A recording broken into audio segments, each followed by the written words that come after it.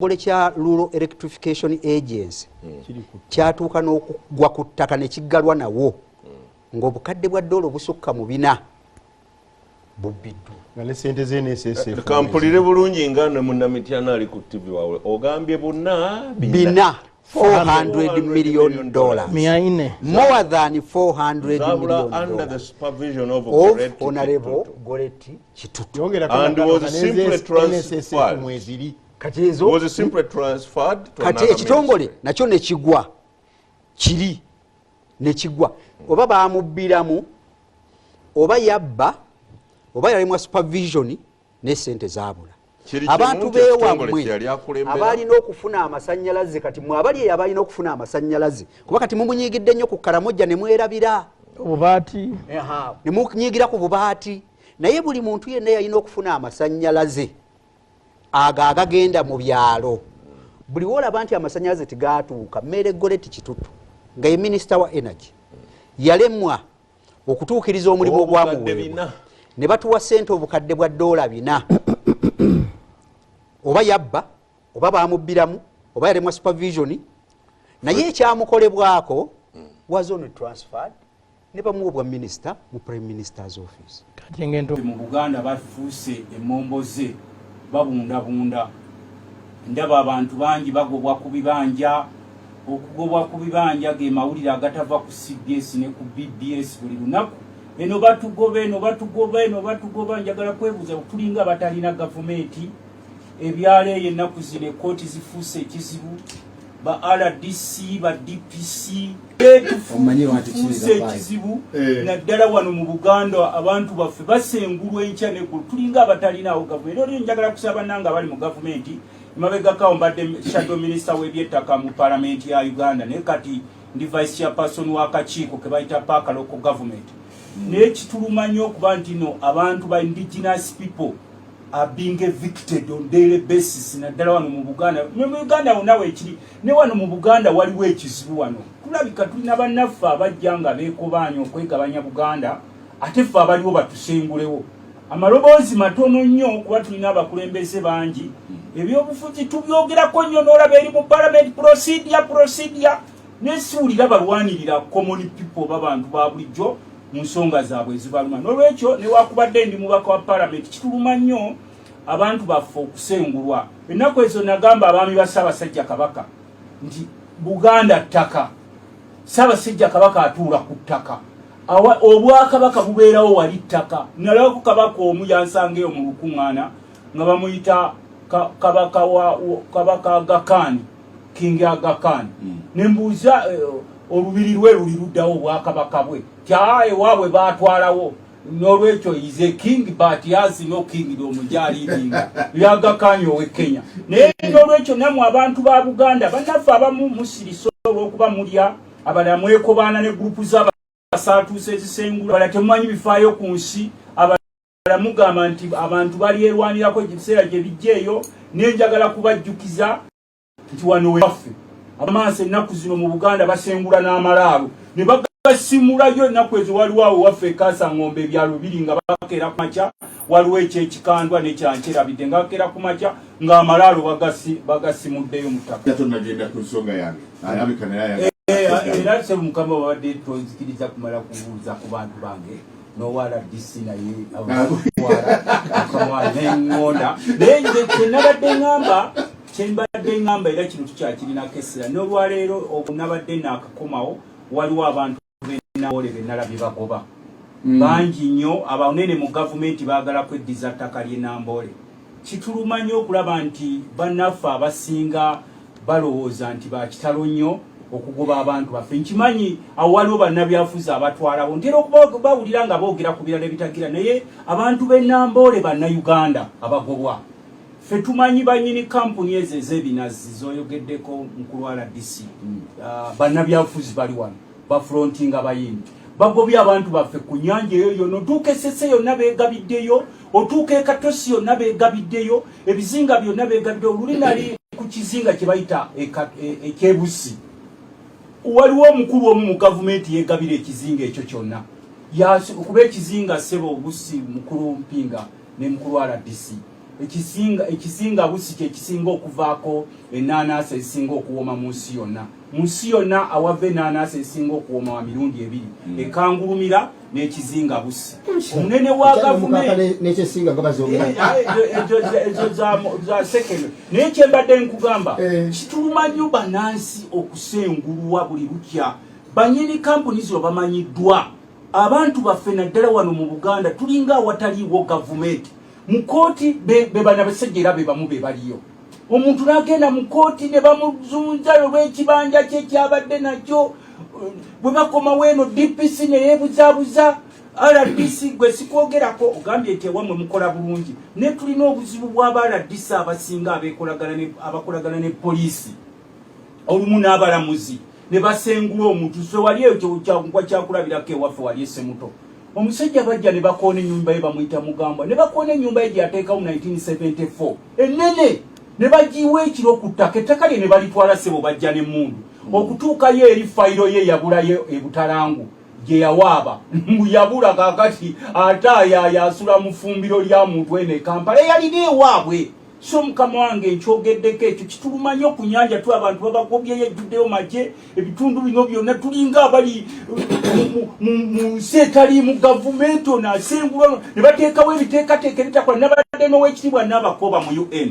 mpulidde RDC agamba nti ffe tetuba na budde sebo nze omu ku babaka ba palamenti abasinga okuba n'obudde n'abantu gavumenti gy'oweerezaamu ye takyalina budde kubanga olwaleero ne boonoonya mwami Museveni nti lwaki wewajja wano mu 86 wasanga abantu baffe bateredde entende yadde twalwanagananga n'obota ebyobufuzi naye nga Luttamaguzi bw'ava e Nakaseke n'ajja e Kampala akabanja ke ne bw'amala emyaka 5 akasanga naye olwaleero oba wakatuuka e Kampala nga wano waliwo omusaatuusa atutte ewuwo nga bateekawo simanyi trespass kati be bakola n'abalamuzi trespass simanyi biki ebyo bye bateekawo ku kibanja kyo n'obanga kwokolera trespass olwekyo sebo mukama wange akonkogeddeko nsonyiwe manyala disireyeka mumafu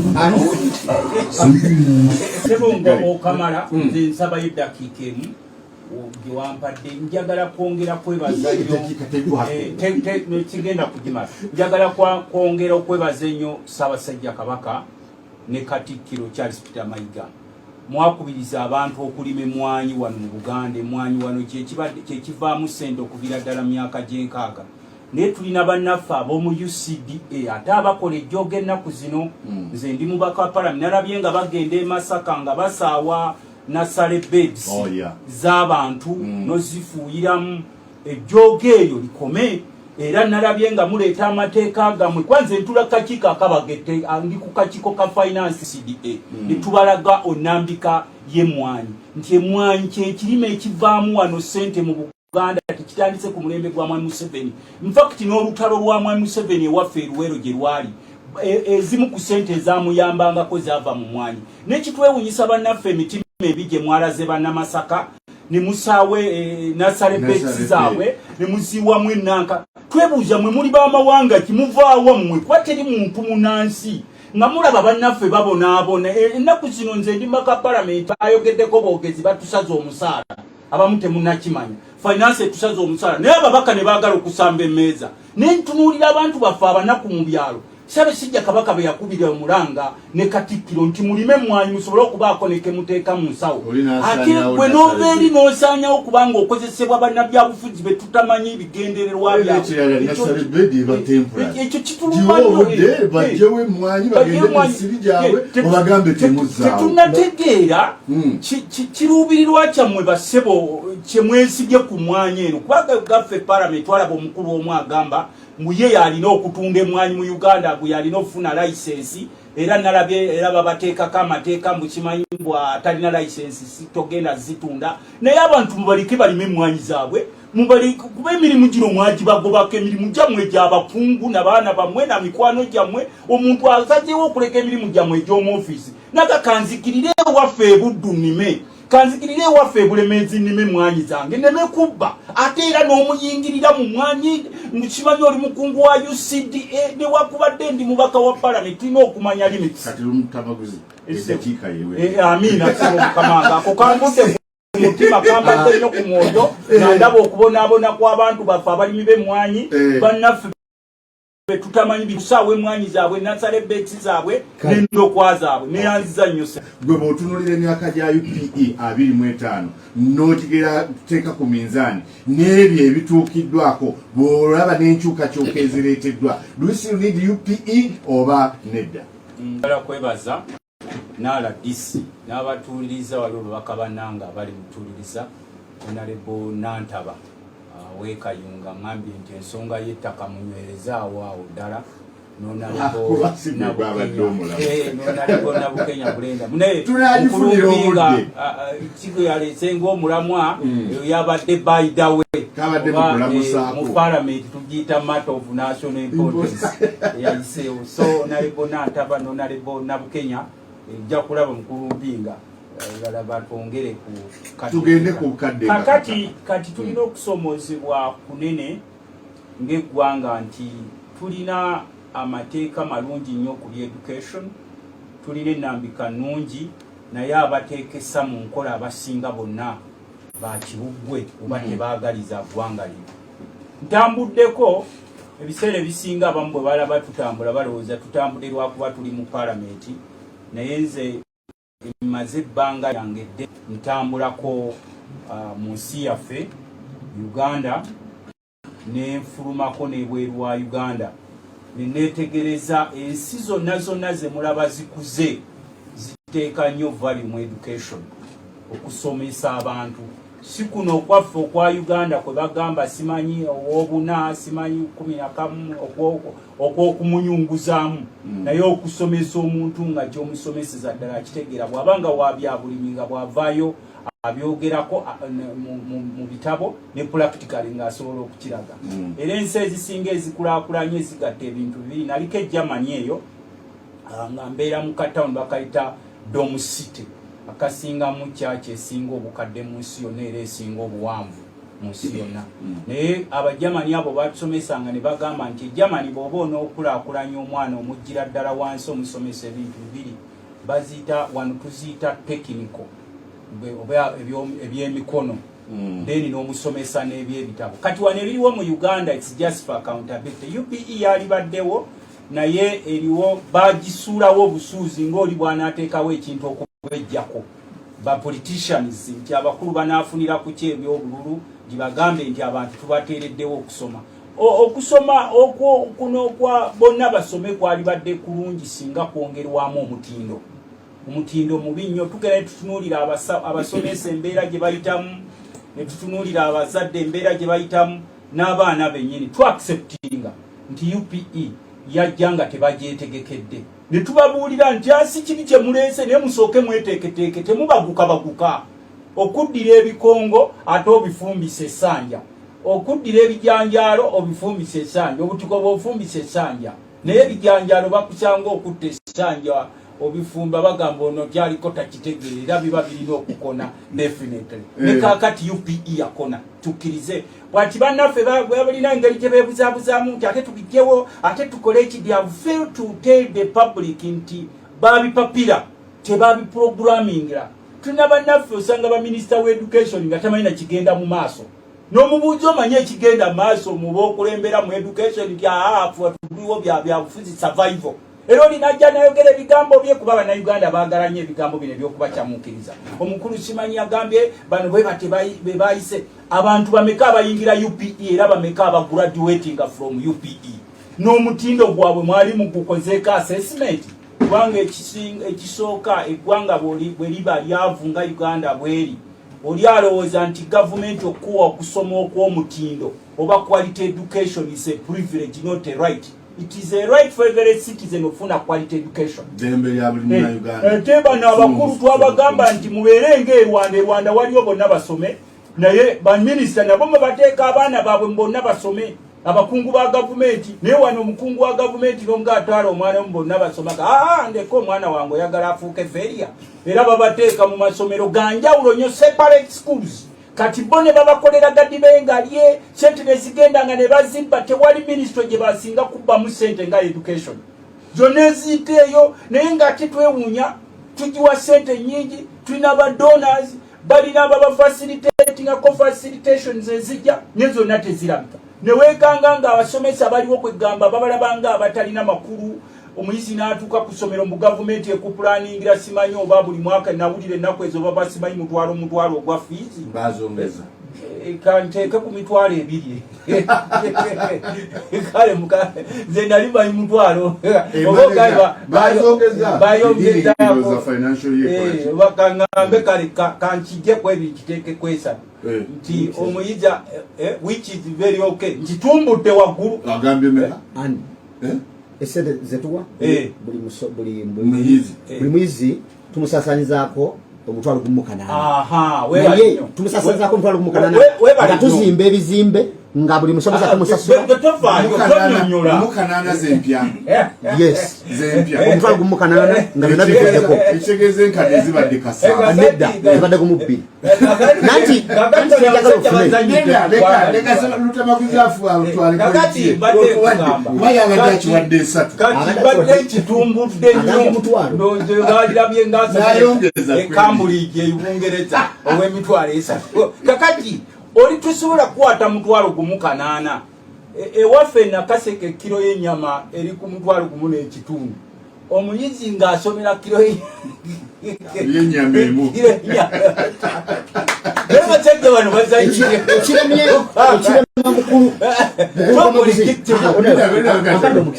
ekirema mukulu Luttamaguzi okwogera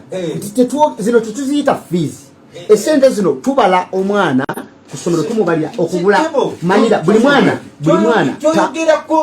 anti ngamba ambali ngalakuwa information osobola okuzimba point yo nga ina value kubanga kyukyala okwogera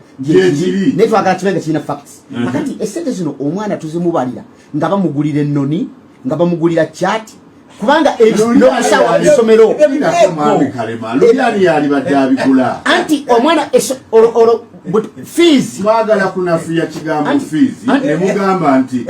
tuition fees kubanga zonna ffe tukuze tuzita school fees nenga bazitema zino zakino essomero lyetusasuliramu omwana omutwalo gumu kanaana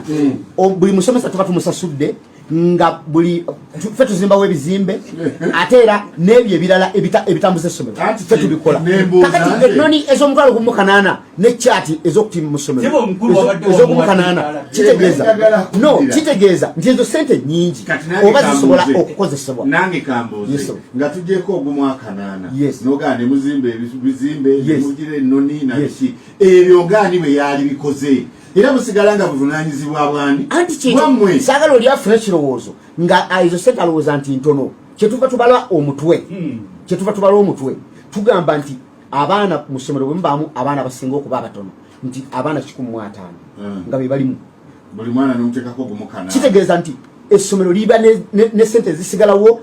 nezisobola n'okukozesebwa netamuddakalema pointi ya mwami Luttamaguzi webadde n'okuleeta ekyokulabirako kyerwanda nti oba UPE oba CUPE gavumenti yalibadde n'amasomero gaayo kati olwayo tuyinza okubabuuza nti bukyanga UPE atandika gye emyaka 25 ajogerere Kampala oba gavumenti we yatadde essomero ng'ogyeko ate okugjawo ki amasomero mu Kampala gavumenti ezimbye seed schools njogerera Kampala kati obe bukomansimbi eno kigungumika ya gavumenti nga mpya simanyi anti kati ffe bukomansimbi atulina essomero Bukango seed school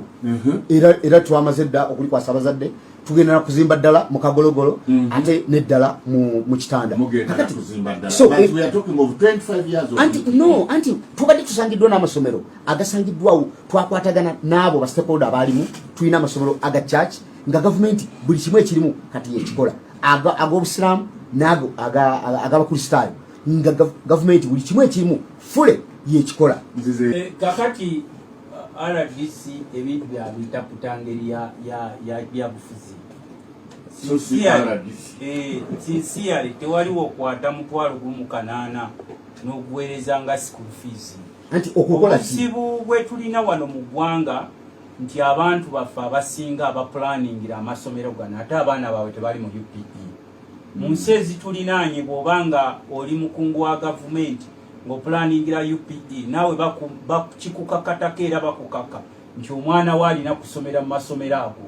kati bano njagala kuwa ekyokulabirako nti tulina wano abakungu abasinga abaana babatwala mu ssomero baliyita St Andrews liri Kenya buli taamu lisasula $7.5 omuyizi omu era abasinga okulitwalamu abaana bakungu bawano mu Uganda aba gavumenti kati wano ne bwe waba Kampala mu kulumpinga ye wagamba okunoonya omukungu wa gavumenti ateeka omwana we mu UPE tosobola musanga tuzibunyo neno ati kati nkugambye nabo ngani walirina wa mu Kampala kyalina omwana mu UPE taliyo naye kakati twalibadde tukole kubanga bano bo balina ekintu kye bakola kye bazimba society nti waliwo abo abalina ofuna quality education waliwo abatalina funa quality education Mwami Museveni alina engeri gyazimbyemu namwe baradisi mukimanyi nti banansi okubakolera emirimu nga gavumenti abayamba bayambe but this is taxpayers money tokujjako nga weerimbye tewaliwo osobola kukwata $1,800 n'okuweereza omuntu kimanyi nga weekwasa mbwate waliwo ebizimbe bya bwereere nsi yaawo abantu basomera mu miti nti balina kusomera mu miti n'olwekyo omutwalo weteekawo ekizimbe mbantuwuliriza gavumenti buba buvunanyizibwa bwayo okuteekawo ebizimbe mpulidde agamba ennoni obadde osuubira omuyizi alina okujja n'ennoni oba kiyinza nti tubeeranga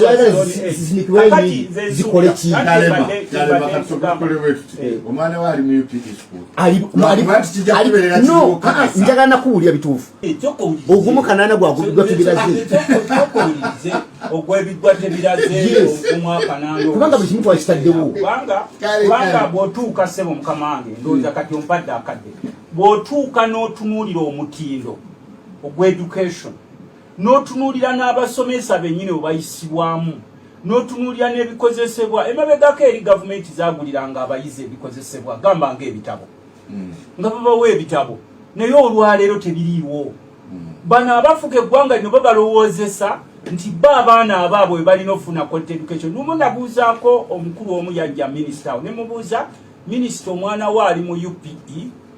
oba yali asomeddeko mubona naga ekyo tekyetaagisa mwana wange ne mubuuza kati imagine nti bali abalala abasomeramu they are going to be the doctors of tomorrow abasobola okuoperatinga ku mwana wo ngazze bagenda kubeera batya otuuka mu byalo byonna amasomero agaali amasomero tegakyategeerekeka abaali abasomesa baliwo mu kweyiya eno bannabyafuzi bagamba kiri mulaala nnyo ekimanyi $1,800 kakati nze olwaleero ne bwaba minisita n'omuwa $1,800 agulyekola nki akugamba zino ne breakfast tezimala naye aziwadde mbu omuyizi z'abaasomerako omwaka n'otunula n'ogairina eggwanga lino liragawa n'otunuulira ne bebateeka waliwo bano simanyi bebateeka mu ministry y'education bano bapolice analysts bebateekamu bonna balina byabufuzi mu bwongo n'olwekyo sebo kino sikyogera mutima mubi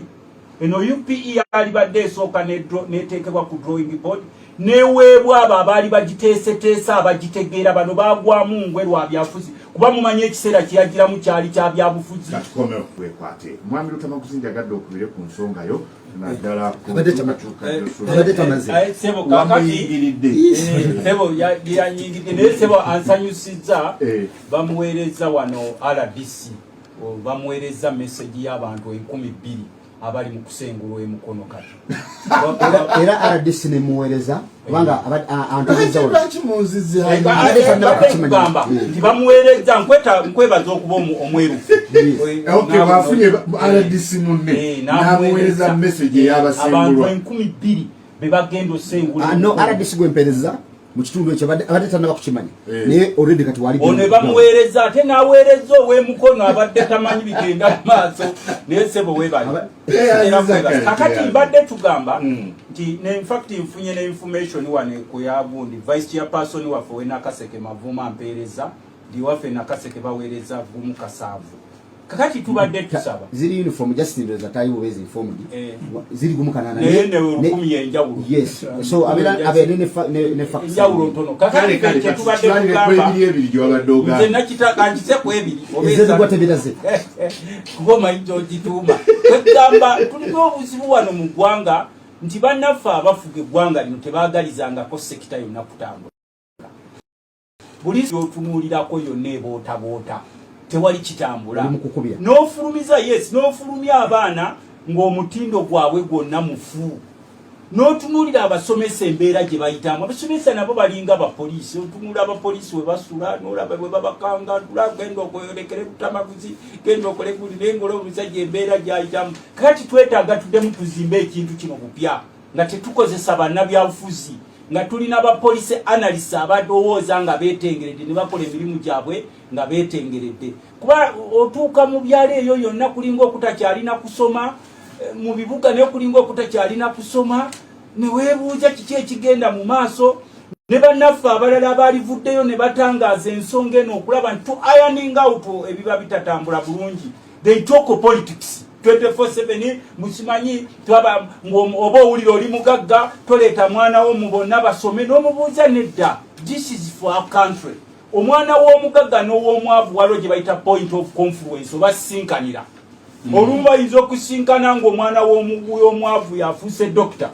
Kati gwe omugagga bwe baba bagenza okukolako ng'oli teyafuna mu kusoma kwa mutindo, then oba naawe olina obulamu bw'okukola ky'okufiira. So tetugaana naye kye twongera okusaba eno UPE yafa. Bwe biba bijanjaalo byakona, ebijanjaalo bwe bikona ffe ewaffe mu Bulemeezi ewaffe Nakaseke, ebijanjaalo bwe bikona mubiyiwa ne muleeta ebirala. Ebijanjaalo bwe bikona ne bw'obireetera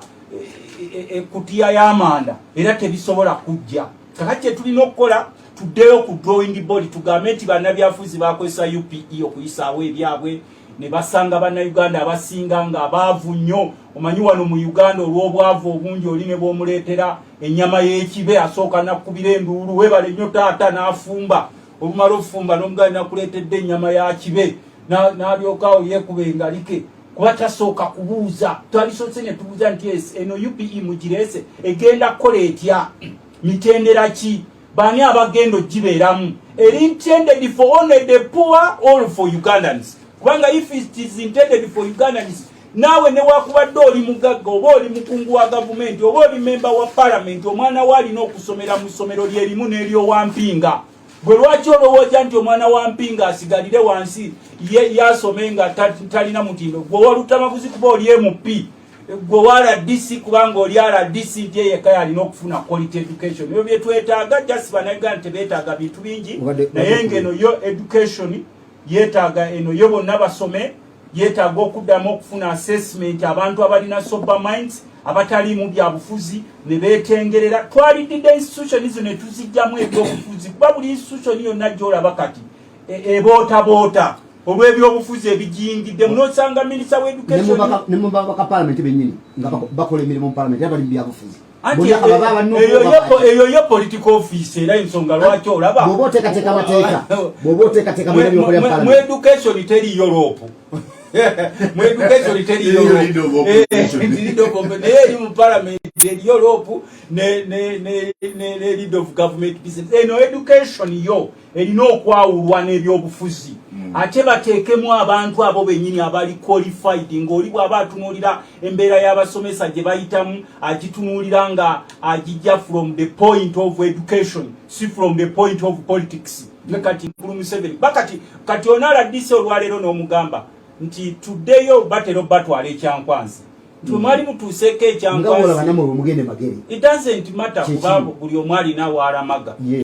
Olamaga ife tulamaga magere. Naye nsebo bwe mba mugenze ekyankwanzi. These are the issues you should discuss. Nti musobola okubeera eno mu byobufuzi. But what about the quality of education? Irrespective of the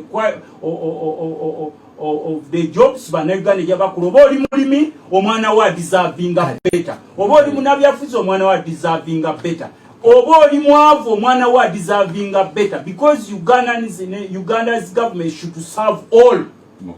So mu bufunze nti amasomero gano agalimu bonna basome gaali badde nga gateekebwa ku mutindo gwe gumu n'amasomero oba n'okusinga amasomero g'obwannannyini. Abaana bano tuleke kulowooza gwe kyoyisa yabbibwa tebiraze nti bagendayo kutuusa ki mukolo. At the end of the day be bagenda okuba abangi. Kaye olina kyewaleese n'ogamba nti guno omutwalo gumu 8 gwali gwatebiraze ebirala tuba tubikoze eki tuba twabirabye naye ate tulina ebintu bingi nnyo bye tulaba nga ddala biri mu masomero nga totulowoozesa nako nti waliyo ekirala ekikolebwa other than omutwalo guno ogumu muki mwaka 7 oba mu 8 just the other day tubadde tulaba abaana b'amasomero ku ssomero I think gadde mawulire ga NTV nga balaga abaana okusiiba enjala hiya police ejja mbumugenda tetikuddamu kusasuzaaki baana waliwo akatambi akasaasaanaawo ng'abaana babafukira amazzi mu bikopo amazzi from a jerrycan oli akutte ekidomola ky'amazzi n'ajja mu kibiina n'ateeramu abaana amazzi mu bikopo mu bubakuli biki nga kyekirabika okuba ng'ekyemisana kati bwe mugamba nti ebirala muba mubitaddeyo mwami Kalema ffe tubuzaabuzibwa tutambuddeko mu masomero enkya n'eggulu bw'oyinza okuba nga wagenze kigungumika no amasomero gonna ngalambudde naye ng'amasomero galambula n'agalabiseeko waliwo amasomero ge batulaga ng'abaana bali mu miti mu Uganda ya leero ddala twetaaga amasomero ng'omwana asomera mu muti njagala kubuulira n'eddala lirino laba mutwe gwa monita olyokoddemu oyinza ogamba mpinga yayogera mbadde njagala mutwe musala kwakanya soyogera essomero lya budongo neyanza nnyo wana mpinga kakati bwe mbadde wano ekimu ku binakuwazza be bamu ku betukuze basenior baffe mukulu wa Luttamaguzi akati ayogera waliwo ekyenzijjedde mulongo naye olwokusinza kadde akasigaddeyo saagala kuwa hisole yaabo abakulanga bakaaba mukutu naye kati era kyemaliza nakyo ate njagala kugamba RDC mpulidde agamba ewaffe nakaseke waliyo okubulaganya ssente za UPE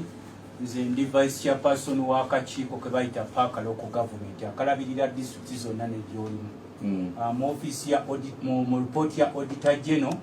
nakaseke sibawolereza yemu kuzaalisinga okuba clean enva ezirimu obwerufu so ebyo ebyokubulaganya byali maybe byabwe bya politics waabwe nga bomanyi entalo the only problem oba challenge eri nakaseke ya bubbi bwa ttaka naye buno ssente waliwo kyamaani waali bamuyitako ne ttiimu y'abanne at least nze kino sikikugamba kuba ngoberera nnyo era n'olunaku lw'ennaku zonna badde ngoberera ekkubo erimu le bayita ttiimu na lugogo nensanga abayisaamu kyegurega ne bagamba nti bwe munaakola gadibengalye mumakinga sure nti ssente ezo muzza kuziza so ekyo bakulimba nakaseka at least I know they are somehow very clean nze nga nze kuli otomanyi mbeera open ewaffe omubbi muyita mubbi n'omuyaye muyita muyaye n'akola amazima ffe tubayita wali mu lukiiko the other day nabadde n'egundi y'ekisolo nembagamba oli nanziza eri ebbali nemuga nedda nze ffe tetulya ssente bino byakoze ebbali mbonale bweyagala okutufuta jangu oyogere wano wabeerawo ekikyamu nze sikuyisanga babukiiko bulala nti nkutwale ku poliisi nkugamba genda otereeze kino next time ninga sina kyenge so ekyo nkize naye kati era kyemaliza nakyo tukyalina okusomoozebwa kunene nti bannaffe abakulembera eggwanga lino tewali kye basobola kukola outside politics buli kimu bakitadde mu politics nalaba n'abasawo nga bafukamira abayingidde mu byobufuzi ng'omusawo mulamba ali mu kugandula gwe wali ayingidde nebuuza kati ono we muzanga ku kitanda nga yagenda okunkuba empiso si ogwowulira nti yakubye munnabyafuzi oguyiso ku bulago n'amuttirawo olwedda ali partizan ali wali afukamira ali wali yeegayirira kwegamba tulina okusomoozebwa kunene nnyo ate kino twagala kigamba abantu baffe mu ggwanga twali badde twawulanye ebyobufuzi n'enkola eno eya tekiniko abantu be batambuza emirimu nze bwe nsanga omuntu nga kati olinagamba ab'ekitongole kya yunura bayinginiyazi abasinga bebakozesa oyinza n'okulowooza nti tebaasoma nosanga omusajja ng'alimye ekkubo nga taddeewo na mukutu gutwala amazzi enkuba n'edonya ne gakoma omakati adadde nabasanga nga balima ekkubo waffe w'obulenzi nakaseke kape nembuuza bano baasoma ddala nga n'omusajja ssentebe w'erosi wano ava mu nimiro yasi ayambadde esaati ya mukono gumu n'abuuza nti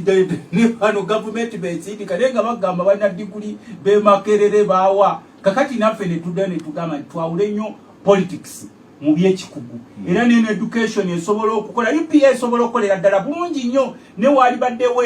ebyongerwa mugamba nti abakungu ba gavumenti bonna abaana baabwe balina kubanga basomera amasomero ga UPE gwe lwaki mwe bannammwe bannansi abalamu bateerawo kino ekyenjawulo ate namwe ne mweterawo ekyenjawulo oba si ekyo atulisi nga baba encouraginga n'okulaba nti abasomesa bafuna ebyo